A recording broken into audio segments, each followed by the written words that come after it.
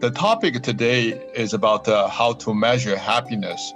So I will discuss my understanding and also my work on this topic, and particularly from the perspective of cultural psychology and positive psychology. So why should we talk about this issue? Robin just mentioned that this is increasingly a global challenge, particularly at this pandemic period. And how should we address those issues? So I will discuss a little bit about the implication of positive psychology. We'll focus on the topic of how to measure happiness from a psychological perspective. There are different ways to measure happiness. So there are anthropological approach, sociological, economical, and I will focus on psychological measurement of happiness. At the end, I would like to answer a few questions from audience. So we now know there's an increase in depression rate and suicide rate among young people around the world. So according to a UCLA study published 5 years ago, the undergraduate students who had a severe depression rates increasing dramatically since 2013. This is also true for the teenagers. When we talk about the UCLA study, that's about the undergraduate students. According to National Survey on Drug Use and Health, the teenager suicide rate is increasing a lot in the US. This phenomenon is not just American phenomena. We find that this same kind of self-harm by teenager girls in Great Britain and also in Canada.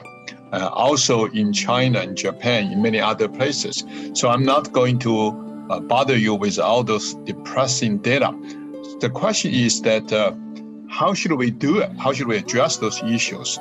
Psychologists have been in business of studying mental health, improving people's well-being for centuries, but the results was not that encouraging. So we can see from previous data survey, the number of depressing and suicides, anxieties, and increasing, not decreasing.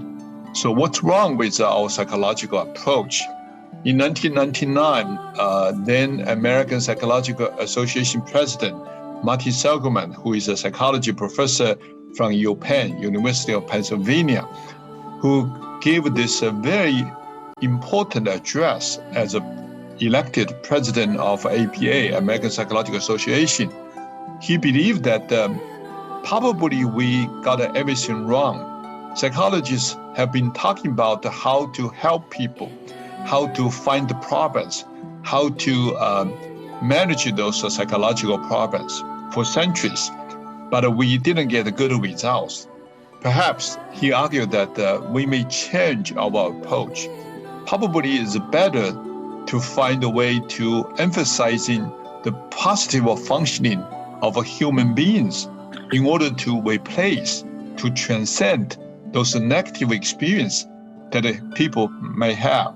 So this approach, he labeled that as a positive psychology. So in in 2000, he published this paper, Introduction to Positive Psychology, suggests that perhaps we should study the conditions and the process that contribute to the flourishing or optimal functioning of people, group, and the institutions. That's how positive psychology comes to place. So what does this positive psychology really want to do? I think they want to do two things. One is to find a way to improve people's well-being and happiness. Second is find a way to prevent this impact of any risk factors that may affect people. So in April 16, I think on April 16, 2016, Professor Martin Seligman came to China and visited Tsinghua. We decided to set up the world's first happiness technology lab in the world. And that is the beginning of my career in this positive psychology and happiness technology. So what we have done, we created this first ever happiness technology lab in the world, try to combine science and the technology. So we argue that science technology have helped humans to improve our strengths, the physical strengths, where we can move mountains, we can build high scribe and the bridge and the railroads. That's pretty much happened in the 18th and 19th centuries. Last centuries, we humans use technology to improve human intelligence. We can search information much faster. We can use artificial intelligence to help us to design, to create, to communicate much better than before. I think for this 21st century, this new century we're in right now, we can use science technology to improve individuals' well-being. So that's the positive psychology, what it's really about. Then how to measure happiness, that's the topic of tonight. Positive psychologists believe that we can use culture-specific measurements to measure individuals' experience in different cultural contexts. So the number one concern we have is that we have to have localized, culture-sensitive measurements of happiness, because different people in different cultures, they do have a different understanding what happiness means. So in Chinese cultural context, if you ask Chinese, are you happy? Typical response is that, I don't know what you're talking about, right? Because Chinese have different understanding of happiness, slightly different from other cultures. So this is the first lessons we have to consider when we talk about how to measure happiness, is the cultural sensitivity and the histories and also meanings of happiness to people. And we also find that the approach could be divided into two kinds. One is what we call the reflective measurements. So basically, you want the people to reflect the life experience as a whole. Are you happy with your life? Are you satisfied with your life? In general, how much you consider yourself to be a happy person? So that's what we call the reflective measurements. But sometimes we need to have experienced measurements, how you feel right now at this moment. So this is what we call the state measure versus this trait measure. So reflective is a measurement of a trait over time, over different contexts, versus this state measurement that's very much about what's going on right now. So how do we do that? Well, first we needed to have a different theories and the scientifically sound theories about what happiness really is. So in my research, we use Martin Seligman's survey of happiness to measure individuals' well-being. Martin Seligman proposed that if you want to find individual happiness, probably you need to measure 5 components that people may have experienced. First is positive emotions. So how happy are you in general? Second is engagement. How much you enjoy what you're doing at the moment.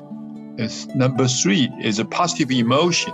We find that one powerful indicator of happiness is a positive relationship. So happy people tend to have a more constructive, nurturing interpersonal relations. And number 4 is the meaning of life. So if you find that your job, your life is meaningful, you're more likely to feel certain level of happiness. Number 5 is accomplishment or achievement. So happy people tend to believe they have accomplished something. They have get what they really want to get in life. So that's the theory that we've been using to measure happiness. So there are different theories, but we find that this series quite useful and meaningful. So the study we did is to use this series to identify activities, also identify expressions people have about the happiness. So this is one of the biggest scale research. So we actually surveyed over 200 million Chinese. You may be surprised. This is the biggest study in the world in history. So 200 million Chinese expressions. in year 2013. So they express their emotions online. So we spent 3 months to collect all those expressions. Then applying this PERMA model, this Martin Seligman happiness model, and then find that total 1,552 the keywords that can indicate the person's happy in Chinese. We also find 700 activities that can indicate that people are happy. Chinese tend not to talk about the happiness, but they tend to emphasize in their actions, their activities. They're happy, like I drink a lot of Maotai, or I talking to friends. So those are the actions that are somehow indicating happiness. So we construct happiness algorithms, then using the Weibo data to come up interesting the map to indicating the individuals, also regional variations in happiness. So this is the happiness map for the year 2013 in China.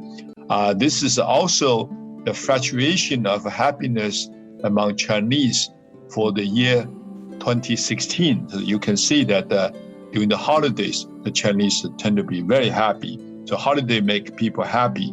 Of course, post-holiday depressions, we can notice that. And we also find that the celebrities' suicides cause widespread unhappiness as well. So this is a study that we published. We also find some interesting academical research results. For instance, there is a discrepancy between happiness and economical well-being. So psychological well-being and the economical well-being, there's a certain level of correlations, particularly for poor people. So for poor people, you want to be happy, you need to make more money. But for people who have an income over 50,000 per year, then your psychological well-being somehow become less dependent on economical well-being. So we find many interesting results. So how to improve people's happiness? We also apply Martin Seligman and Professor Chris Peterson's theory that we find that there are 24 psychological characteristics that you can teach people, the skills you can teach people. You can somehow develop those character strengths that can improve individual happiness. So that's based on the theory of Peterson and Seligman's psychological research. So we also find a way to improve happiness versus class educations. So we implemented this positive education programs in China among 300 schools in China. That's a very big number. Almost 500,000 Chinese students took our class. So what we did is to teach people how to improve your views about yourself. That's called the positive self. And also how happy you are as an emotion, how you feel you are happy or not. That's called a positive emotion. And positive relationship and positive engagement, positive meanings, and positive achievements. We find that use this approach, we can actually improve the students, the teenagers, the elementary school and middle school students' psychological well-being and happiness. So that has been implemented for 500,000 students. The results are very encouraging.